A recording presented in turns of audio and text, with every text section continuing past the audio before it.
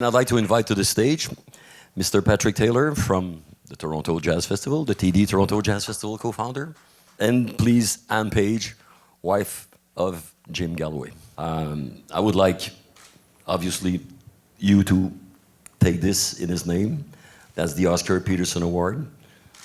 It's the first time that we give an award to an artist who is also a jazz festival organizer.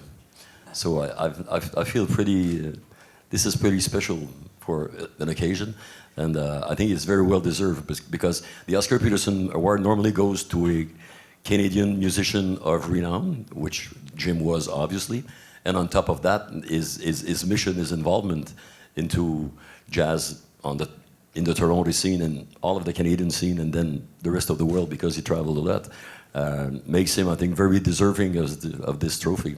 Thank you very much indeed, really. I'm very honoured on his behalf. Right. And sorry too that he's not here to collect it. But he's looking down on us. Well, great picture, that. And he's looking good. Yes, he is looking good.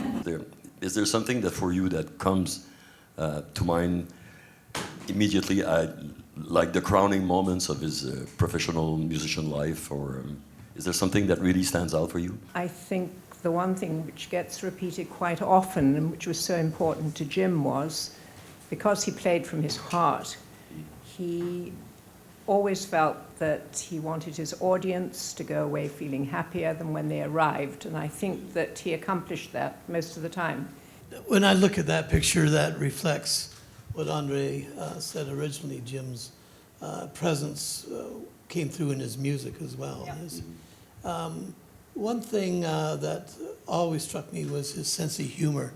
Jim was a very humorous man, and even that came out in his playing too. He was very light on the soprano saxophone. And he, of course, just loved the music. Are there moments where he felt like his career at the festival was getting in the way of his performing? His job at the festival never got in the way. If he had a gig, he took the gig first. Oh, yeah? Yeah, yeah, no matter where it was. In fact, he'd always leave the day the festival ended and go to Italy. Yes, to Ascona, wasn't Yeah, to Ascona. So he didn't take down the tents with the rest of us. No. I see. Thank you for being here. Thank you, Andre. And thanks to Jim Galloway for everything that he did for jazz music in Canada as a player and as an organizer. But obviously today, it's the player that we wish to honor. So thanks for being here.